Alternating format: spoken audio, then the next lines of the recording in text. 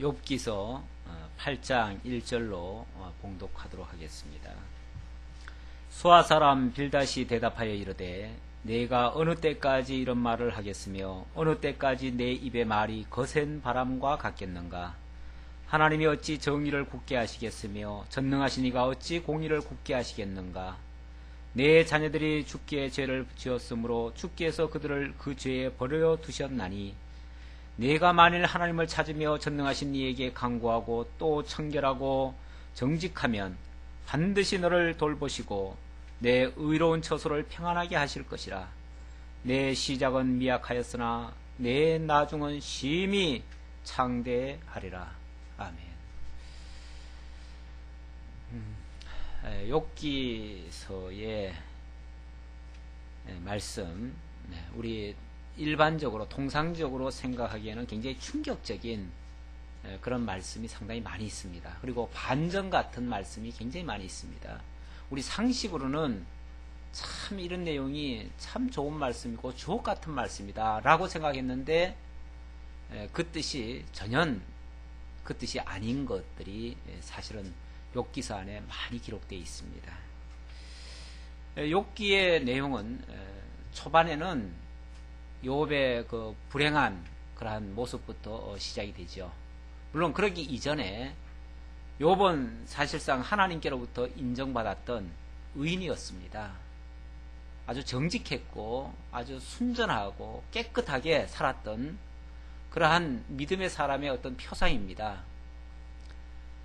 정말 세상적으로 말하면 정말 의롭다 할 만한, 원래 세상에서 의인은 없거든요. 원칙은 없어요. 의인은 없나니 하나도 없다고 했어요. 그렇지만 세상에 욥처럼 그렇게 또 정직하고 깨끗하게 산 사람이 또 없어요.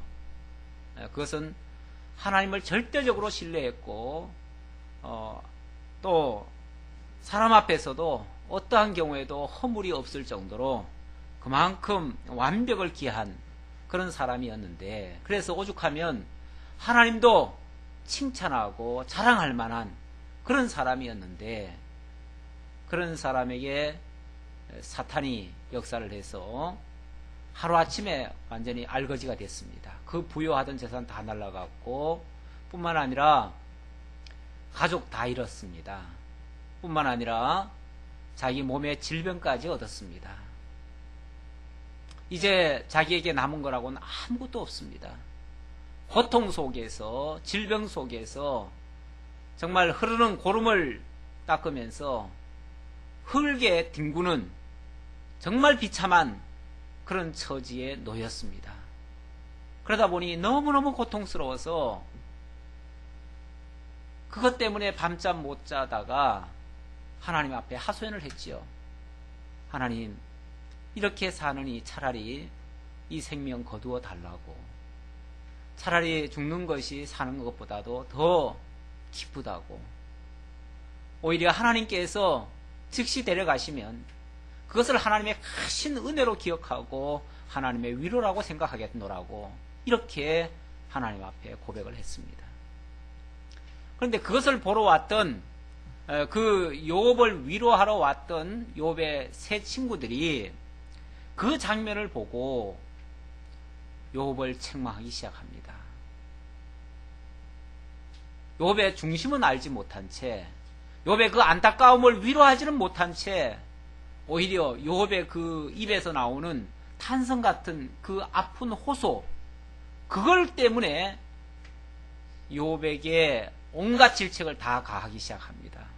아주 혹독한, 심지어는 책망에서 벗어나서 마치 저주 같은 그런 이야기까지 하고요. 오히려 악인이라고, 죄인이라고 아예 정죄를 해버리고, 뿐만 아니라 너 같은 놈은 그런 식으로 해서 벌받아도 싸다는 식으로 아주 혹독하게 말을 합니다. 위로하러 왔다가 위로를 하는 것이 아니라 오히려 고통을 가중시키는 이러한 아주 뼈아픈 일들을 가중시키고 있습니다. 사실 의사로 말하면 지금 환자가 너무 고통스러워서 그렇게 호소를 했더니 그것을 막 조금이라도 감싸주는 것이 아니라, 이해를 해주는 것이 아니라 오히려 더 혹독하게 야단을 치고 또 그렇게 벌받아서 마땅하다는 식으로 얘기를 하고, 이렇게 하면 좋은 의사가 아니죠. 사실은 참된 위로자가 아니죠. 위로하러 왔으면 그의 그 사정, 그의 형편 속에 들어가서 그의 입장이 돼서 그를 좀 이해를 해주고 그 환경을 좀 받아주고, 너무 고통스러워서 나오는 그 음성을 그럴 수도 있겠다라고 좀 이해를 해주는 그런 면도 필요한데, 그러지는 못하는 거죠. 많은 상담자, 위로자들이 실수하기 쉬운 그러한 그런 잘못이기도 합니다. 자, 지난번에 그 중에서 친구들 중에서 제일 연장자인 엘리바스가 나서가지고 욥을 아주 혹독하게 책망을 했어요. 그 책망하는 장면 몇 가지 보면은, 네가 전에는 남을 교훈하고 정직하게 강하게 이렇게 했지만 너 자신이 당할 때는 견디지 못하는구나. 너도 별 볼 없는 친구구나. 그 얘기죠. 그래 놓고 세상에 죄 없이 망하고 정직한 사람이 끊어지는 법이 있느냐? 네가 망하고 끊어진 것은 너에게 죄가 있다는 증거다. 이런 식으로 죄인이라고 아예 규정을 했습니다. 그리고 세상의 모든 이치가 인과응보 아니냐? 그럼 너가 쉽게 말하면 잘못이 있으니까 하나님이 그렇게 징계했겠지. 네가 잘했는데도 그랬겠느냐? 이런 식으로 선입견을 가지고 정죄를 하기 시작했습니다. 그리고 욥을 설득하기 위해서 자기를 과시하기 위해서 나는 하나님께로부터 직접 이상과 계시를 받았다. 마치 신비주의자들처럼. 그래서 자기 어떤 권위를 높이면서 신적 권위를 가지고 교훈을 하려고. 내 말 들으라 이 말이죠. 나는 하나님께 계시받은 사람이야. 내 말 들어. 이 얘기죠. 그렇게 겁박을 하기도 하고요. 그러면서 인생이 어찌 의로울 수 있겠느냐. 죄인임을 하나님 앞에 고백하고 회개하고 용서 빌고 이렇게 해라. 그러면 하나님 회복해 줄 거다. 이런 식으로 이야기를 했습니다. 자, 이런 식으로 얘기를 하니까 욥이 참 너무너무 몰라주는 거죠. 몰라주는 게 너무 힘들죠.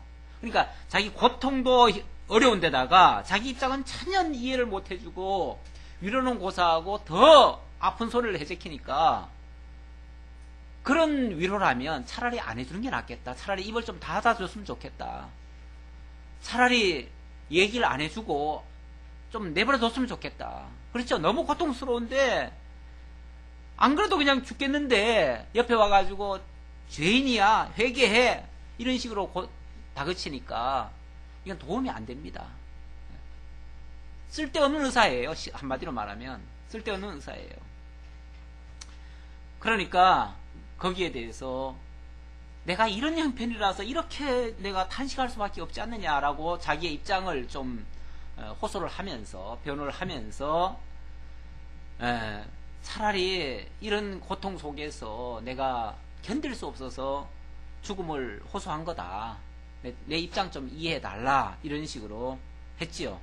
그러면서 이렇게 위로하지 못하고 이렇게 혹독하게 말한다는 것은 이거는 쓸데없는 의사와 같고 어떤 이익만 쫓아다니는 장사꾼과 같고 정말 사막 같은 그런 아주 메마른 그런 심정으로 대하는 것이다. 그런 거는 난 원치 않는다. 이런 식으로 이야기를 했지요. 자, 이렇게 했더니 그 옆에서, 그러니까 쉽게 말하면 엘리바스와 욥이 지금 말을 주고받고 하잖아요. 서로 엘리바스는 막 잘못했다고 지금 책망을 하고 있고 욥은 내가 그렇게 한 건 아니라고 또 이런 식으로 또 변명을 하니까 이 옆에 있던 수아 사람 빌닷이라는 사람이 두 번째로 나타나가지고 이 사람이 욥 너 뭐 잘했다고 그렇게 입을 떠벌리느냐 항변을 하느냐 그러면서 2차적으로 욥을 또 책망하기 시작합니다. 그 장면이 오늘 내용이에요. 수아 사람 빌닷이 대답하여 이르되 네가 어느 때까지 이런 말을 하겠으며 언제까지 이런 변명하고 아직도 잘했다고 그런 식으로 뻔뻔스럽게 얘기하느냐 그 말이에요. 그러니까 자기가 제3자 입장에서 봤을 때는 욥이 지금 분명히 망했어요. 망했으니까 원인 없는 결과가 어디 있겠느냐. 지금 이렇게 망했다면 너 잘못했으니까 망한 거 아니겠느냐. 그러면은 잘못해서 망했으니까 엘리바스가 너 잘못했으니까 회개해라 하는 말이 뭐가 잘못됐느냐. 회개하라면 회개할 것이지. 뭐 그렇게 말이 많고 변명이 많고 회개도 안 하고 뭘 잘했다고 계속 그러냐. 이러면서 더 가중해가지고 지금 같이 그냥 합세해가지고 엘리바스 편에 들어가지고 합세해가지고 또 책망을 하는 거죠. 아마 우리 어릴 적에 그런 경험들이 다 있을 것 같아요. 친구들하고 싸웠어요. 예를 들어서 싸웠는데 싸우니까 당연히 이제 뭐 나는 잘했다고 생각했는데 막 친구가 괴롭혀가지고 싸웠어요. 그러면은 부모가 오셔가지고 그래도 내 편을 조금 들어주든지 아니면 최소한 객관적인 입장에서 자초지종을 들어주고 좀 이해를 해주고 그리고 이제 뭐 하해를 시키든지 아니면은 그때 뭐 누가 잘못했는지 객관적인 판단을 해가지고 평가를 한다면 어느 정도 수긍할 겁니다. 그런데 무조건 어느 한편을 들어가지고 막 책망을 하고 난리를 친다면 그리고는 아예 선입견으로 그냥 너는 원래 그런 놈 아니냐 이런 식으로 싸잡아가지고 얘기를 한다면 얼마나 억울하겠어요. 편을 들어주는 게 아니라 차라리 그러면 가만히나 있든지 가만히 있지도 아니하고 오히려 어느 한편을 들어가지고 일방적으로 너는 그런 놈이다 하고서 매도해버리면 정말 죽기보다 더 싫은 거죠. 더 고통스러운 거죠. 지금 쉽게 말하면 빌닷은 옆에 와가지고 더 연장 지르고 더 지금 부해를 일으키는 거죠. 그러면서 네가 어느 때까지 이런 말을 하겠으며 어느 때까지 내 입의 말이 거센 바람과 같겠는가 그러면서 미리 딱 전제된 말을 합니다. 하나님이 어찌 정의를 굳게 하시겠으며 전능하신 네가 어찌 공의를 굳게 하시겠는가. 이 말 자체야 맞는 말이죠. 틀린 말은 아니죠. 하나님이 불의하신 분이 아니고 하나님이 정의로우신 분이신데 정의를 굳게 하실 리가 없지요. 맞아요. 전능하신 이가 어찌 공의를 굳게 하시겠는가. 맞아요. 하나님이 그렇게 불의하게 재판하실 리가 없지요. 그러면은 그 말에 비춰보면 욥이 지금 이렇게 망했다는 거는 죄가 있어서 망했다는 것이고 또 심판을 받아가지고 공의로운 심판을 받아가지고 지금 이렇게 망했다라는 지금 이론을 얘기를 하니까 욥에게 그 말을 적용하면 맞는 말이에요, 틀린 말이에요? 예? 그러니까 통상적으로 일반적으로는 맞는 말일 수도 있는데 그것도 절대적인 건 아니에요. 그럴 수도 있어요. 하나님이 공의로우신 분 아니냐? 맞지요. 하나님 불의한 심판하지 않지 않느냐? 맞아요. 하나님 불의한 심판 안 해요. 그 말은 맞는데 그 말이 지금 욥에게 맞느냐 그 말이죠. 욥에게는 안 맞는 말이죠. 욥에게는 안 맞아요. 욥은 불의하기 때문에 죄를 받고 그리고 거기에 따르는 공의로운 심판을 받은 게 아니고 하나님이 지금 시험하신 거예요. 시험케 하시는 거예요. 시험을 허락하신 거예요. 그렇죠? 그래가지고 의인이면서도 죄인처럼 애매한 고난을 지금 받고 있는 중이에요. 사실은 이건 아무도 몰라요. 사실은 아무도 몰라요. 욥 자신은 혹시 좀 자기는 그렇게 안다고 생각해가지고 자기는 지금 자기를 변호하고 있는 중이에요. 그리고 하나님은 전능자이기 때문에 그것도 가능하다라고 지금 욥은 항변을 하고 있어요. 전능자가 뭐는 못하겠어요.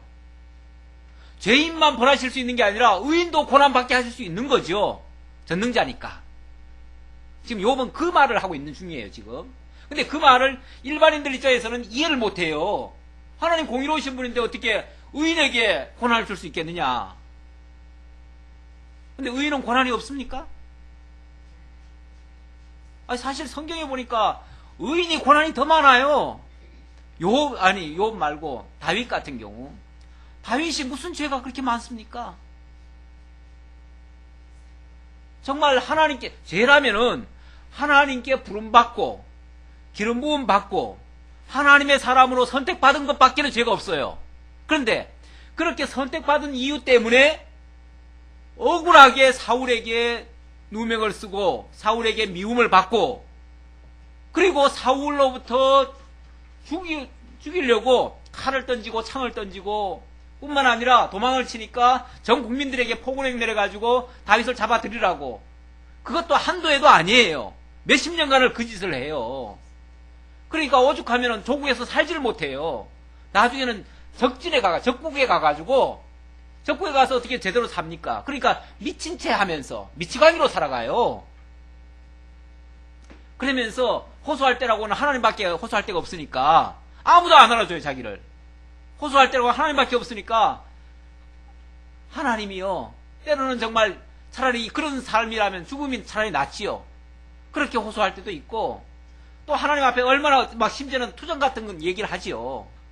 하나님 왜 이렇게 하나님이 인생이 무엇이간데 나한테, 나 같은 존재에게 세상 사람들이 다 멸시하는 나한테 이렇게 관심을 두시고 나를 지금 붙들고 계십니까? 차라리 확 죽여버리든지 아니면은 좀 보호라도 해줘야 되는데 보호는 안 해주고 왜 이렇게 아침부터 저녁까지 그냥 어느 한순간도 안심하고 살 수 없도록 이렇게 시를 하십니까? 연달을 하십니까? 이런 식으로 기도를 하지요. 그게 시편의 기도들 중에 보면 나오지요. 다윗이 오죽하면 자기가 성전에 나아가서 하나님 앞에 기도할 때 그때 악인의 결말을 보고 비로소 깨달았다는데 그거 깨닫기 전까지는요, 자기도 실족할 일이에요. 자기도 당하는 사람 입장에서도 실족할 일이에요. 이렇게 의인은 쉽게 말하면 자기는 의인이라고 생각하는데 하나님 앞에서 그래도 정직하게 살려고 애를 쓰는데 그런 사람은 그렇게 고통을 당하고 악인들은 오히려 떵떵거리고 살아요. 악인들은 뭐 일도 잘 돼, 잘 풀려가. 솔직히 세상에서도 보면요, 정말 말씀대로 진리대로 바르게 정직하게 의롭게 살려고 하는 데는요 그렇게 뭐 잘 펴가지 않는 경우가 많습니다. 사실은 어려운 일을 당하는 때가 많아요. 그런데 악인들은 오히려 승승장구 잘해요. 엊그제도 그 장례식에 가가지고 대구 장로교회 성도들을 하고 이렇게 만나서 이야기를 하다 보니까 목사님, 왜 우리 노회 교회들은 왜 이렇게 교회 부흥이 안 될까요? 지교회들마다 그게 관심사예요. 좀 의문이에요. 또 아니 왜 우리는 말씀대로 한다고 하고 우리는 성경대로 한다고 하는데 왜 이 말씀대로 하는 교회들이 왜 이렇게 어려울까요? 왜 이게 부흥이 안 될까요? 글쎄, 그거 어떻게 얘기를 해야 되나? 내가 속으로는 당신네들이 전도 안 했으니까 그렇지. 그러고 싶은데 그 말은 참아 못하겠고.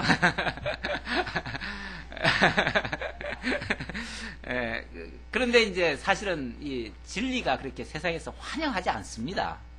환영하지 않아요. 오늘 오전 말씀에서도 예수님의 제자들이 왜 그렇게, 예수님이 왜 십자가에 못 박히고, 그 의인이신 예수님이 왜 못 박히고, 또 예수님을 따르던 그 제자들이 왜 핍박을 당하고 확대를 받고 왜 쫓겨다녀야 됩니까? 왜 세상으로부터 미움을 받아야 됩니까? 이유는 세상에 속하지 않았기 때문이다. 이렇게 얘기를 하죠, 예수님이. 세상에 속했다면 세상이 너희들을 미워하지 않을 것이나 사랑할 것이나, 너희가 세상에서부터 나에게 부름을 받아가지고 따로 떨어져 나왔잖아요. 쉽게 말하면 세상에서 떨어져 나왔잖아. 그러니까 세상이 너희를 미워하고 그렇게 하는 거다. 그러니까 너희가 세상에서 미움을 받는다는 것은 곧 내게 속했다는 증거다. 이런 식으로 얘기를 했잖아요. 우리가 진리를 간직하고 있다는 자체가 비진리에 속한 자들로부터는 사실은 미움을 받는 게 정상이고요, 인정을 못 받는 게 정상입니다. 그러다 보니까 비진리가 가득 찬 세상에서 참 진리가 대접을 좀 못 받는 것이 어쩌면 정상이에요. 그러니까 우리가 지금 변명하는 게 아니고, 굳이 변명하는 게 아니고 그 정상이에요. 나는 그래서 조금 더 저게 불만이 없어요. 진리가 그렇게 모든 사람이 다 인정할 만한 것이면요, 이 세상 사람들 다 예수 믿죠? 그렇지 않겠어요? 다 예수 믿죠? 그런데 복음 전할 때마다 얼마나 거센 저항이 있고요. 복음 전하는 사람들 쳐놓고, 제대로 전하는 사람들 쳐놓고 순교 안 당한 사람이 없었잖아요. 역대. 제자들 중에서도 복음 전하다가 다 순교당했잖아요. 그만큼 참 진리라는 것이 세상에는 희귀한 거예요. 사실은. 자, 그러다 보니까 일반적인 논리로는 하나님이 공의로우신 분이고 그렇기 때문에 죄가 없이는 심판을 안 하는 게 맞아요. 그러나 특수한 경우 의인에게 하나님께서 연단을 주실 수 있는 거예요. 그게 하나님의 전능성이에요. 또한. 그러니까 욥은 그렇게 말을 하는데 이 빌닷은 욥을 그냥 일반인들과 다 같이 묶어가지고 같이 그냥 평가를 해버리는 거죠. 보편적인 평가로 그냥 해버리는 거죠. 그러니까 욥한테는 사실 안 맞는 얘기를 지금 어거지로 갖다가 배제키는 거예요. 그러니까 욥 입장에서는 그게 너무 억울한 거예요. 사실은 그 소리가. 이렇게 당한 현실이 어렵지만 그 어려움에다가 이 친구들이라고 와가지고 말을 하는 자체가 너무 고통스러운 거예요. 사실. 고통을 점점 가중시켜요. 뿐만 아니라 4절 봅시다. 내 자녀들이 주께 죄를 지었으므로 주께서 그들을 그 죄에 버려 두셨나니. 지금 욥의 자녀들이 다 죽었잖아요. 다 죽었어요. 정말 참 자식은 누구든지 아무리 커도요. 자식은 눈에 넣어도 아프지 않을 만큼 그만큼 귀하고 다 존귀한 사람들이에요. 그런데 그런 자식을 잃었으면 말할 게 뭐 있어요? 그냥 할 말이 없다 이렇게 해야 돼. 차라리 뭐라고 위로를 해줘야 될지 모르겠다. 솔직히 상가집에 가서 뭐라고 위로해줘야 될지 말문이 막혀요. 때로는. 저도 상가집에 가가지고 별다른 말을 못합니다. 말을 못하고 그냥 인사나 하고 그냥 말이 안 나와요. 잘 안 떨어져요. 입에서. 그래서 말을 못하고 그냥 끝내요.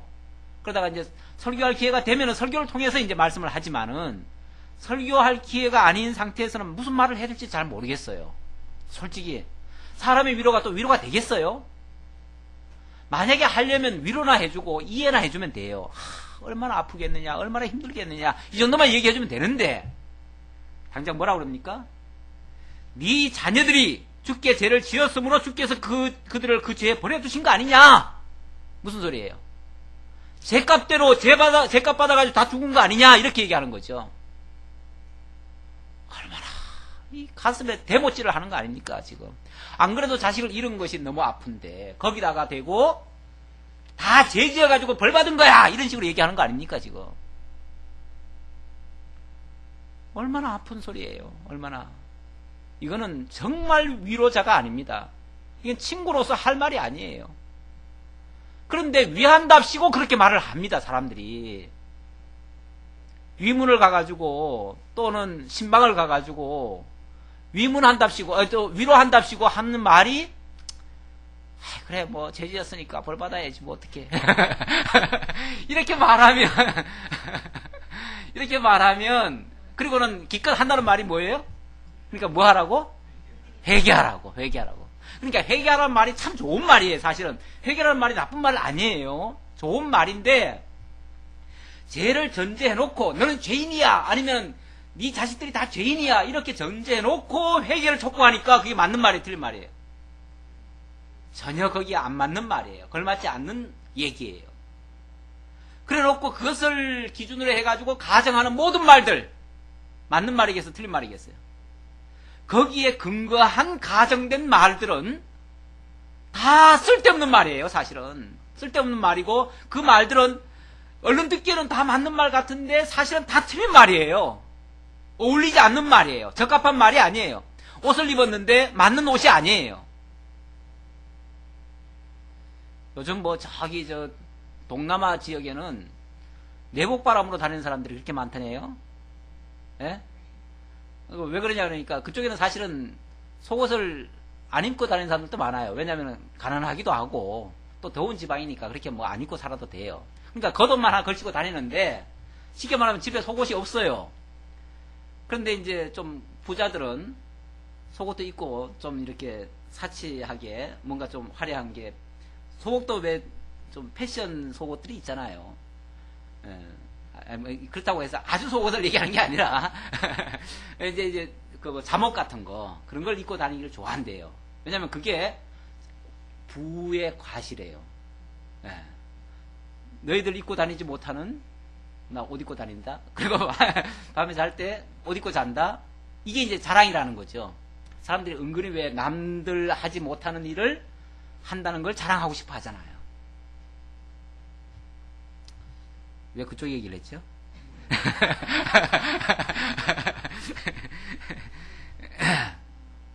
예. 전혀 어울리지 않는 옷을 입었다. 지금 그 얘기 하다가 지금 그 얘기를 했는데, 예. 사실은 꼴불견이죠. 그렇잖아요? 자기 딴에는 그게 자랑이라고 지금 그 옷을 입고 다녔지만은, 그거 가지고 쇼핑도 입고 다닌대요. 그냥 속옷 입고. 하기야 중국도 지난번에 갔을 때 보니까, 그 내복바람에 이렇게 여자들이 착간에 돌아다녀요. 기차간에.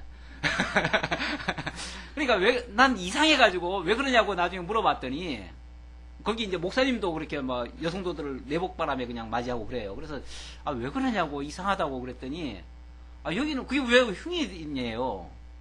흉이 아니래요. 그냥 실내 패션이래요.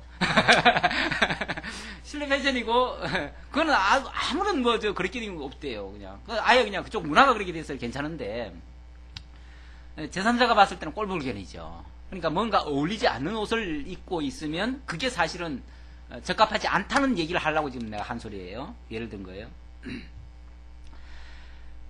그러면서 내가 만일 하나님을 찾으며, 여기 보세요. 내가 만일, 자 그걸 전제해놓고 네가 만일 하나님을 찾으면, 이게 회개죠. 회개. 그렇죠? 너희는 죄인이야. 죄인인데 이제라도 뭐하면 하나님을 찾으면, 하나님께로 돌아오면, 회개하면, 그 말이에요. 회개하면 찾으며 전능하신 이에게 간구하고 또 청결하고 정직하면, 이제라도 지금까지는 더럽고 지금까지는 불결했고 지금까지는 죄인이었지만 이제부터라도 회개하고 하나님께 맡기고 그리고 정직하고 깨끗하게 살면, 이 말이에요. 이게 가정이에요. 가정. 그러면 어떻게 될 것이다? 반드시 너를 돌보시고 내 의로운 처소를 평안하게 하실 것이라. 내 시작은 미약하였으나 내 나중은 심히 창대하리라. 참 좋은 말씀이죠. 맞죠? 맞잖아요. 틀린 말 아니잖아요. 예, 참 좋은 말씀인데 지금 어울리는 옷이에요? 지금 욥한테 어울리는 말이냐고요? 안 어울리는 말이에요. 예, 이게 그냥 보편적인 상식으로는 남한테 일반적으로는 얘기해 줄 수 있어요. 너 지금 어렵지만 그러나 너 나중에는 잘 될 거야. 정말 이렇게 잘하면 나중에 잘 될 거야. 이런 말을 우리가 할 수 있잖아요. 그 말 자체가 틀리다는 얘기는 아니에요. 그 말은 맞을 수 있는 말인데 지금 뭘 전제한 거예요? 넌 죄인이고 죄인인 상태에서 너가 회개하면 하나님이 너 지금은 이렇게 형편없이 됐지만 이 나중을 이렇게 창대하게 해줄 거야 라고 지금 하는 말이잖아요. 그러니까 전제가 잘못된 말이죠. 그렇죠? 전제가 잘못된 말입니다. 전제가 잘못된 말이라면 결국 이 말은 잘못에 근거한 말이니까 맞는 말이에요, 틀린 말이에요? 결과적으로는 틀린 말이 되는 거죠. 근데 이 말씀이 성경에 있는 말씀이고, 성경에 있는 말씀은 곧 하나님의 말씀이고, 하나님의 말씀은 곧 진리고, 진리니까 곧 너무너무 좋은 말씀이다. 이렇게 생각해가지고 가게 하시는 분들마다 이 말씀 이렇게 갖다 붙여놓지요. 예. 내 시작은 미약하였으나 내 나중은 창대하리라. 예. 요즘 뭐 정치가들 중에서도 요즘 새로 뭐 정당 새로 하니까 거기다가 그런 거 갖다 붙인다고 그래요. 시작은 이렇게 초라했으나 나중에는 창대하리라. 예. 예, 뭐 일반 덕담으로는 가능한 얘기인데 이게 어떤 죄를 회개하고 이런 가정을 가지고 얘기하면 맞는 말일 수가 없습니다. 그러니까 이 말은 절대 진리가 아니에요. 상대적 진리고 또 어떤 덕담 정도의 수준의 말씀이지 이거는 결코 진리로서 인정할 수 있는 그런 말은 아니에요. 네. 그러니까 이런 말을 하나님의 말씀이니까 이건 참 좋은 말씀이다. 그래가지고 갖다가 써붙여 놓는 거는 뭔가 좀 틀린 말을 갖다가 어울리지 않는 말을 갖다가 써놓는 말일 수도 있어요. 그런 의미에서 우리가 성경을 인용하거나 뭘 할 때 그렇게 이제 맞지 않는 옷을 입히는 것처럼 그렇게 해서 사용하는 것은 별로 바람직하지 않습니다. 사실 우리는 그래서 이런 말씀을 그렇게 좋아하지 않습니다. 덕담으로는 할 수 있어요. 있지만 그러나 이것이 진리와 같은 그런 말씀으로 이해할 수는 없다라는 것을 말씀드리고요. 그리고 이 사람이 이 수아 사람 빌닷이라는 사람이 나중에 하나님께서 인정을 했으면 몰라요. 그런데 하나님께서 수아 사람 빌닷 보고 뭐라 그랬냐면 네 말은 욥의 말같이 정당하지 못하다 그랬어요. 그러니까 이게 정당한 말이 아니라 그 말이에요. 정당한 말이 아닌 걸 갖다가 정당한 말처럼 쓰는 거는 그건 잘못된 말이죠. 하나님이 벌써 틀렸다라고 얘기를 했는데 그걸 가지고 우리가 하나님 말씀이라고 그렇게 받아들이면 안 돼요. 그래서 함부로 아무데나 성경에 있는 말이라고 다 갖다 쓰는 거는 바람직하지 않다라는 말씀 드리고요. 자, 그 다음 8절 봅시다. 자, 8절에 보면 이 사람이 또 잘못된 이야기를 하는데요. 뭘 얘기를 하냐면 욥을 설득하기 위해서 열조들의 교훈을 배우라고 증거를 합니다. 지난번에 엘리바스는 욥을 교훈한답시고 내가 하나님께로부터 계시받았다 이렇게 말을 했잖아요. 그렇죠? 참 그 말도 웃기는 얘기고요. 나 어젯밤에 하나님이 내게 말씀하시기를 이렇게 가끔 얘기하시는 분들이 있는데 굉장히 이거 황당한 소리입니다. 하나님 요즘 그런 식으로 말씀 안 하셔요. 하나님은 이미 성경을 통해서 우리에게 다 말씀하셨잖아요.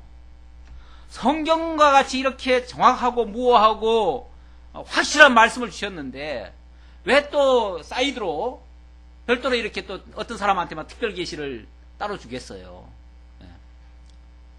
그런 하나님이 그런 편법을 안 쓰십니다. 하나님은 별도로 계시 안 주셔요. 왜? 성경 계시, 특별 계시 이거 주신 다음에 요한계시록 마지막에 가서 뭐라고 그랬습니까? 이 계시의 말씀 외에 더하거나 빼지 말라고 돼 있어요. 그러니까 이 말씀 외에 다른 말씀이 이상하게 뭐 내가 어젯밤에 하나님이 특별 계시를 나한테 주시기를 이렇게 얘기하면요. 그 말은 성경과 같더라도 믿어서는 안 되고요. 성경과 만약에 다르다면 더더욱 믿어서는 안 되고요. 근데 간혹 보면은 막 그걸 가지고 오히려 이 성경보다도 더 권위를 더 높이는 경우가 있어요. 그거는 억지 쓰는 거예요. 성경을 부정하는 행위예요. 좀 더 심하게 말하면 성경을 부정하는 행위예요. 왜? 성경하고 같으면 성경 믿으면 되잖아요. 그렇죠? 성경하고 다르면 그건 거짓이잖아요. 그렇죠? 근데 뭐 때문에 성경 외에 그걸 또 믿어야 돼요? 그건 오히려 성경을 믿지 못하게 하는 그 불순한 의도가 담겨져 있을 수 있어요. 그래서 어느 누구든지 엊그제 왜 저기 보성인가 어딘가에 왜 목사 부부가 뭐 자녀 셋을 때려 죽였다면서요? 때려 죽였는데 그 때려 죽인 이유가 뭐냐면 그 장모님이 기도파예요. 기도 중에 하나님이 말씀하셨다는 거예요.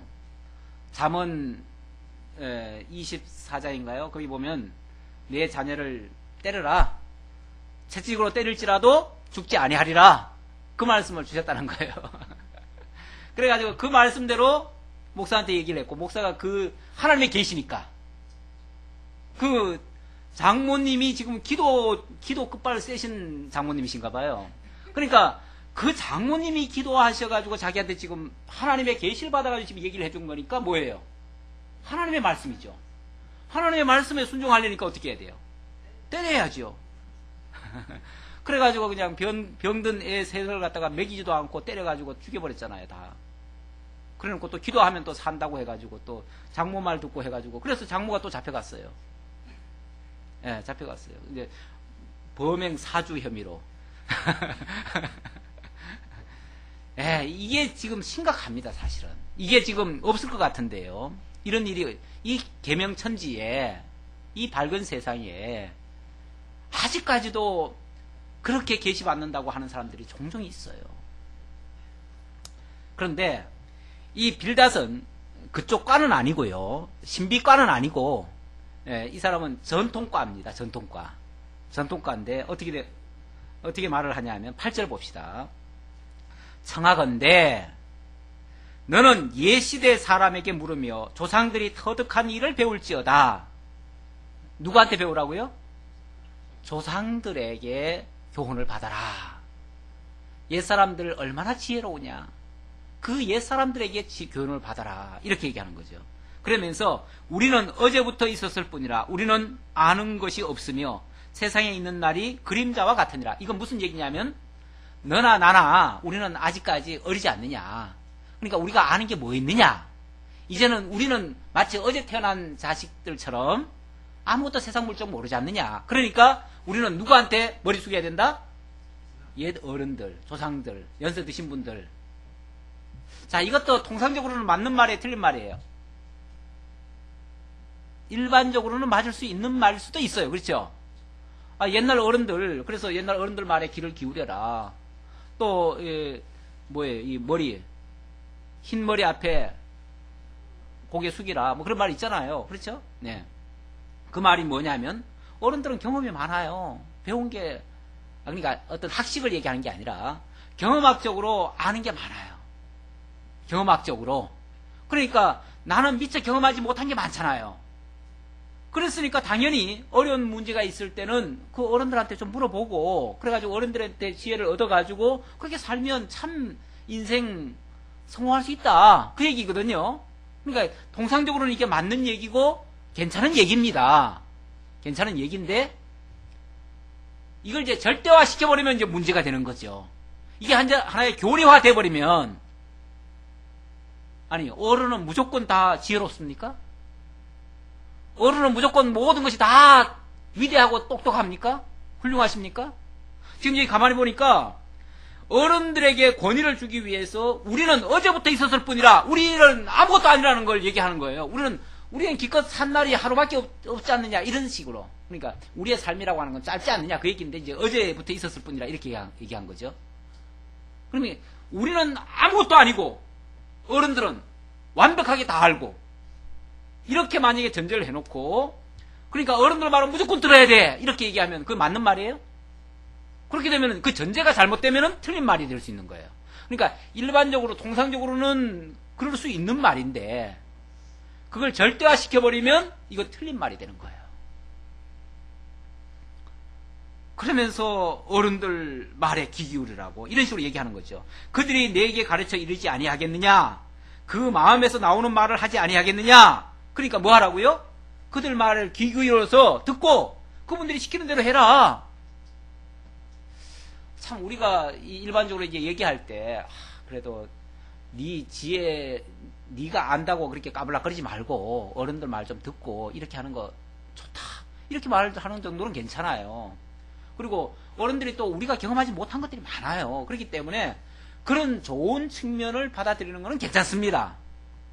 그런데 어른들이 알면은 우리가 모르는 부분은 우리가 물어야 되겠지만 우리가 알고 있는 것까지 어른들한테 다 물어가지고 우리 걸 다 바꿔야 되나요? 그건 아니죠. 사실 배우는 거 물론 뭐 어른들은 오랜 연륜에 의해서 경륜에 의해서 이제 배운 것이지만 젊은 사람들은 어쨌든 그렇게 직접 경험을 못했지만 뭘 합니까? 또 학업을 통해서 공부를 하잖아요.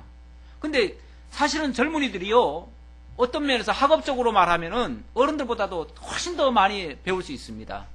또 요즘은요 세상이 너무나 또 좋아져 가지고 이 지식이라고 하는 거는요 마치 창고에 가득 차 있는 것 같아요. 그만큼 옛날 어른들에는 상상할 수 없는 비교할 수 없을 만큼 요즘 젊은이들이 많이 배웠습니다. 솔직히 요즘은요 대학 안 나온 애들이 별로 없잖아요. 그런데 옛날 어른들은 보면 아직까지 한글도 모르시는 분들도 꽤 있어요.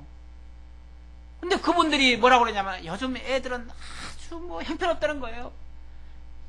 배운 것도 없고 이제 어른들한테 이제 도덕적인 교훈 어떤 그런 걸 못 배웠다는 얘기겠죠. 예. 물론 부족한 부분 많습니다. 많지만 그렇다고 애들이 다 모르는가? 안 그래요. 세상에 가면은 애들 더 인정받아요. 그렇죠? 그 노인네들 어딜 가가지고 장관짜리 할 수 있습니까? 그들이 어디 가가지고 의사 노릇 할 수 있습니까? 변호사 노릇 할 수 있습니까? 못해요. 그런데 그 젊은, 어떻게 보면 어른들이 봤을 때는 아무것도 아닌 것 같은 그 젊은이들이 뭐 합니까? 사회 나가지고 다 해요. 사회 다 지도자들이 되고 리더가 다 돼가지고 오히려 세상을 움직일 수 있는 위치까지도 된 사람들이 많아요. 우리 시골에도 가보면 진짜 부모들은 일자무식인데 그 자식들은 다 서울대학 나오고 뭐 하고 지금 뭐 아주 높은 자리에 가 있는 사람들이 꽤 많아요. 그런 자들 앞에 놓고 뭘 가르치겠어요? 물론 가르칠 게 있죠. 또 그 말고. 왜냐하면 경험하지 못한 것들. 그러니까 어떤 자기 분야 또는 내가 경험한 독특한 거 그런 것들 아니면은 또 물어올 때에 가르칠 거 이런 것들은 필요합니다. 그러나 절대적이지 않다. 그런데 마치 그 옛 어른들은 무조건 옳은 것처럼 얘기를 해버리면 솔직히 옛 어른들이 무식하고 어리석은 부분들이 많은 것도 사실 또 있습니다. 종교적으로 보면 종교적으로 옛 어른들은 다 알 것 같지만 사실은요 종교적으로 얼마나 무지한 신앙을 가졌는지도 몰라요. 맹목적으로 빌잖아요. 맹목적으로 정말 하나님이 어떤 분인지도 모르고 빌잖아요. 그냥 정성만 바치잖아요. 물 떠놓고. 물론 그 마음이 정말 귀하다 해가지고 우리가 그걸 존중을 하지만은 그러나 사실은 냉정하게 말하면 그거 어리석은 거 아니에요? 그렇죠? 거기서 뭘 우리가 배우겠어요? 어른들 말 듣지 말라는 얘기가 아니고 어른들이 오히려 아이들을 이해를 해줘야 됩니다. 학적으로 우리보다 훨씬 더 뛰어날 수 있고요. 우리는 경험으로 알았지만은 이 아이들은 오히려 더 많은 세계를 우리는 진짜 우물안 개구리처럼 알았지만은 이 아이들은 세계를 향해서 지금 다 보고 있어요. 모든 정보를 지금 다 알고 있어요. 그런 면에서 오히려 그 아이들을 존중해주고 이해를 해주고 그러면은 노인들은 또 노인들 나름대로 존중을 받습니다. 왜냐하면 아이들이 경험하지 못한 부분에 대해서 존중을 받아요. 그리고 그 부분은 또 배울 게 있어요. 그 정도로 어떻게 보면 상부상조 형식으로 이렇게 이제 서로 가르치고 교훈이 된다면 너무 좋은 이상적인 교훈이죠. 근데 지금 여기서 말하는 거는 절대적인 걸 지금 앞세운 것이고요. 뿐만 아니라 지금 하나님의 진리보다도 어찌 보면은 옛 어른들의 그런 경험을 더 앞세우는 걸 지금 얘기를 하는 거예요. 전통을 더 앞세운 거예요. 이게 전통 아닙니까? 전통을 더 앞세운 거예요. 전통 중에 좋은 것도 있지만 나쁜 것도 사실은 있는 건데 마치 전통이 절대적인 것이냐 얘기해버리면 이렇게 되면 완전히 잘못된 빗나간 진리로 또 빠져나갈 수가 있습니다. 그래서 참 지금도 보면은 일부 교회에서들은 보면은 이 성경을 가지고 하나님의 사람으로 만들어가는 교육을 시키는 게 아니고 옛날 성경의 가르침도 효고 또 옛날 우리 어른들도 다 효를 가르쳤다. 그러니까 효를 강조하고 그러면서 부모의 어떤 전통이나 따르도록 하고 이렇게 하려는 그런 또 교육도 있어요. 일부 기독교에서 그렇게 합니다. 그리고 옛날 또 이 기독교적으로 하더라도 마치 전통을 갖다가 내세워가지고 우리 기독교 전통은 이거다. 옛날 유대인들은 이렇게 살았고 우리는 이렇게 우리 선배들은 이렇게 살았으니까 우리도 이렇게 살아야 된다. 아니 그 사람들이 절대적입니까? 유대인들이 절대적이면 유대인들이 모두 다 구원을 받았어야 되는데 예수님 당시에 예수님 잡아 죽인 사람들이 누굽니까? 대다수의 사실은 잘못된 유대인들이 더 많습니다. 그러니까 그것도 절대적이 아닌데 자꾸 그런 걸 전통을 갖다가 앞세워가지고 교육시키려는 거 그거 잘못된 방식이다 라는 걸 얘기합니다. 그 다음에 11절부터는 요거는 이제 전통은 아니지만 일반 상식 아니면은 자연의 이치 과학적 그런 어떤 입장 그런 걸 내세워가지고 교육을 시키는 교훈을 주고자 하는 내용입니다. 왕골이 진펄이 아닌 데서 크게 자라겠으며 갈대가 물 없는 데서 크게 자라겠느냐. 이 상식적인 얘기고 어떻게 보면 과학 상식이죠. 예. 이런 것은 새순이 돋아 아직 뜯을 때가 되기 전에 다른 풀보다 일찍이 마르느니라. 하나님을 잊어버리는 자의 길은 다 이와 같고 저속한 자의 희망은 무너지리니. 지금 완전히 욥을 갖다가, 그러니까 자연의 이치를 얘기를 하면서 저속한 자의 희망은 다 무너질 것이다. 너같이 그런 식으로 예를 들어서 회개하지 않고 이런 놈은 망할 거다, 이런 소리거든요. 이런 식으로 얘기를 하면 이게 교육이 되는 게 아니고요, 진짜 반발만 일으키는 거죠. 나는 그래서 어른들이, 요즘 어른들이 왜 보면은 기차간에도 보면은 전철간에도 어른들이 애들이 좀 앉아있으면 막 야단치고 막 하는 경우 있잖아요. 물론 효 관점에서 보면 애들이 잘못하는 게 맞아요. 그러나 또 다른 관점으로 보면 그렇게 할 일만은 아니거든요. 사실은 애들이 너무너무 힘들게 지금 살아가고 있어요. 사실은 세상살이가 애들도 힘듭니다, 사실은. 그런데 어른들이 진짜 어른다우면, 쟤들이 얼마나 피곤하면 저기 앉아가지고 저렇게 꾸벅꾸벅 좋을까, 얼마나 공부하느라고 저럴까, 좀 이해해줘도 되는 거 아니겠어요? 그렇죠? 이해해준다면은 그거는 참 어른다운, 존중받을 어른입니다. 그런데 그게 아니고요, 요즘 애들은 싸가지가 없어. 배운 것도 없어. 이런 식으로 막 욕을 해적해요. 사실은 당신이 사실은 그런 사람입니다. 당신이 제대로 배운 게 없는 사람이에요. 교육이 안 된 사람이에요, 사실은. 이러니까 결국은 애들을 다 그런 식으로 보는 거죠. 애들 입장을 이해를 못 해주고, 이런 교육은 사실 바람직한 교육이 아니다. 솔직히 어른들은 좀 공짜로 차도 타고 다니시는데 그래서 애들이 따질 때 그렇게 따지잖아요. 우리는 돈 내고 타요. 돈 내고 타가지고 왜 의자도 못 앉냐 이거지. 그러니까 좀 이해해달라, 이해해주는 게 사실 맞지요. 그런데 이 자연적인 이치 가지고 완전히 막 정죄하고 하는 거, 이것도 사실은, 그러니까 뭘 갖다가 근거를 하든지 간에, 뭐 자연을 갖다가 근거를 하든지, 효를 갖다가 근거를 하든지, 전통을 갖다가 근거를 하든지, 그런 기준에 의해서 사람을 평가하고 판단하는 거, 그걸 가지고 또 교육을 시키려고 하는 거, 이런 교육 잘못된 교육이다. 지금 제가 그 얘기 하려는 거예요.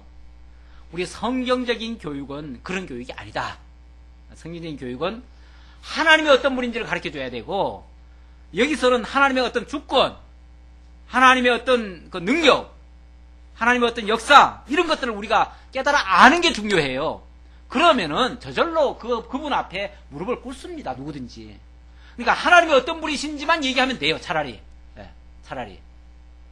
네가 잘했니 못했니 얘기 따지지 말고, 하나님은 이런 분이셔, 이럴 수도 있고 저럴 수도 있어, 뭐 그러면서 하나님에 대해서 가르쳐주면 자기가 회개하지요, 회개할 사람은. 그러니까 우리가 함부로 회개하시오 이렇게 말하는 거는 주제넘은 얘기입니다.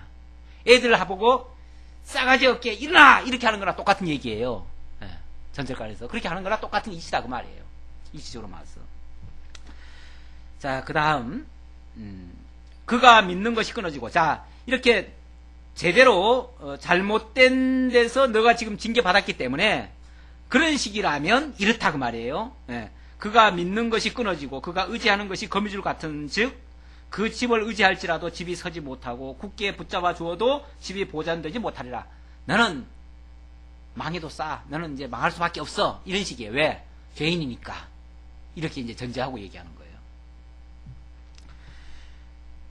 그는 햇빛을 받고 물이 올라 그 가지가 동산에 뻗으며 그 뿌리가 돌 무더기에 서리어서 돌 가운데 들어갔을지라도 그곳에서 뽑히면 그 자리도 모르는 채하고 이르기를 내가 너를 보지 못하였다 하리니 그 길의 기쁨은 이와 같고 그 후에 다른 것이 흙에서 나리라. 하나님은 순전한 사람을 버리지 아니하시고 악한 자를 붙들어 주지 아니하시므로, 자, 하나님은 순전한 자를 버리지 않고 악한 자를 붙들어 주지 않는다. 그런데 너가 지금 버림받았다. 버림받았다는 것은 네가 순전하지 않다는 뜻이다, 이런 얘기죠. 지금 빌닷의 이론에 근거하면 욥은 죽일 놈입니다. 죽일 놈이고 아주 싹이 노란 친구예요. 미래가 없어요. 지금 미래도 없다고 그러잖아요. 앞에도 13절에도 보면 저속한 자의 희망은 무너지리리. 너 미래 없다 그 말이에요. 너 앞으로 틀렸어, 너는. 이런 식이에요. 물론 이제 그 말 뒤에는 이제 그 말이 있죠. 그러나 회개하면 내 시작은 미약하였으나 내 나중은 잘 될 거야. 이제 회개를 촉구하느라고 그 말 하는 거예요. 물론 어떤 결말은 좋은 의도를 가지고 얘기했을지라도, 뭐 옛날에 부모들이 그런 소리 나도 좀 들었던 것 같아.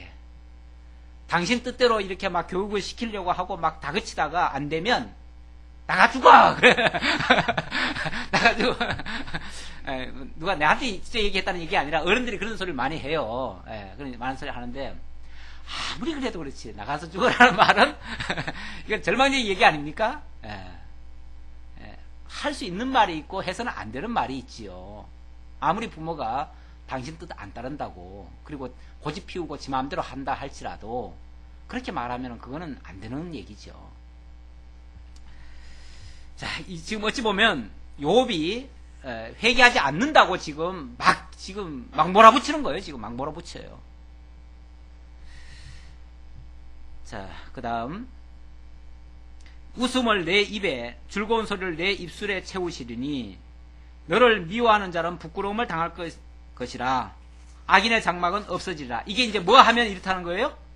회개하면 하나님이, 그러니까 그 20절부터 보면, 사실은 그 전에는 예를 든 거고, 그 예 든 것처럼, 하나님은 순전한 사람을 버리지 않고 악한 자를 붙들어주지 않는다. 그러니 네가 순전해라. 지금부터 순전해라. 그리고 악은 버려라. 그게 회개하라는 얘기예요. 회개하라. 그러면 하나님께서 웃음을 내 입에, 즐거운 소리를 내 입술에 채우실 것이다. 네가 회개하면 하나님이 이렇게 회복해 줄 거다. 앞에서 네가 회개하면 내 시작은 미약하였으나 내 나중은 창대할 것이다. 이렇게 말하는 것과 똑같은 얘기예요. 지금 그 말을 이렇게 했는데, 그러니까 얼른 들으면은 참 그럴듯한 말도 있고 괜찮은 말이 있어요. 교훈에 쓸만한 말도 있는데, 그러나 전제가 잘못된 말이다 보니까 우리가 성경을 해석할 때는 전후 앞뒤를 다 살펴야 됩니다. 그래서 어떤 말이 있으면 그 말의 앞에서 무슨 의도로, 무슨 근거에서 그 말을 했는지를 알아야 되고, 나중에 그 결말이 어떻게 된다는 얘기인지를 알아야 됩니다. 그런 상황에서 이 말을 얘기를 하면 그에게 적합한 말이 되고, 적합한 말은 올바른 치료가 됩니다. 그렇죠? 의사가 진단을 잘못해요. 진단을 잘못하면 그 잘못된 진단에 의한 처방을 해줘요. 그러면 그 약이 그 사람에게 유익한가? 유익하지 않고요, 오히려 그 독약이 됩니다. 원래 약이라는 게요, 사실은 독이 다 들어있거든요. 독이 들어있어가지고 거기에 적합할 때는 그게 약이 되는데, 그것과 안 맞았을 때는요, 오히려 독성을 품습니다. 그래가지고 그거는 안 먹기만도 못하게 되는 결과가 나요. 그래서 잘못된 처방이 사람을 죽여요. 선무당이 사람 죽인다는 소리도 그 소리고요. 그러니까 여기 지금 이 사람들은 이제 쉽게 말하면은 위로자로 왔습니다. 신방자로 왔어요. 신방자로 왔는데 일단 진단을 잘못했어요. 죄인이라고 정죄해놓고 시작했어요. 그리고 거기에 따르는 처방전을 줬는데 처방전이 안 맞아요. 약은 참 좋은 약이에요. 약은 참 좋은 약인데 그 사람에게 안 맞는 약을 줬어요. 그러니까 그 약은 그 사람에게 전혀 쓸모없는 약이 돼버렸어요. 그런데 이 말을 가지고 오늘날 만약에 또 신방자가 또 가가지고 이 말을 가지고 또 되풀이하면 뭐가 되겠어요? 안 되는 얘기죠.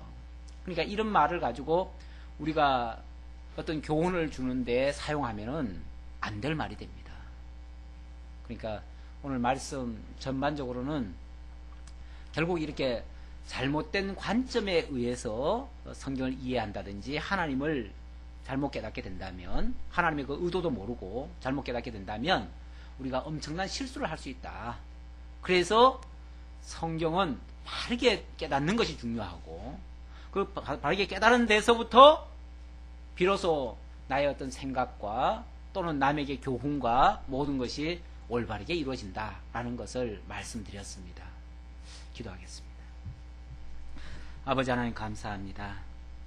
욥기서를 통해서 우리의 기존의 잘못된 사고방식, 우리의 잘못된 사상들, 이런 것들을 바로 교정할 수 있는 그러한 시간들을 허락해 주셔서 감사합니다.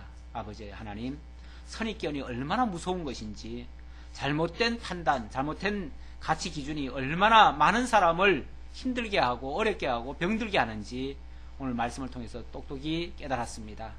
정말 성경 바르게 보고 바르게 이해하고 바르게 증거할 수 있는, 그래서 많은 사람들에게 정말 은쟁반의 금구슬 같이 적합한 말씀으로 교훈을 하고 바르게 일깨울 수 있는 참된 우리 하나님의 사람들, 지혜자들 다 될 수 있도록 인도해 주옵소서. 함께 주옵시길 간절히 바라옵고 예수님의 이름으로 기도하옵나이다. 아멘.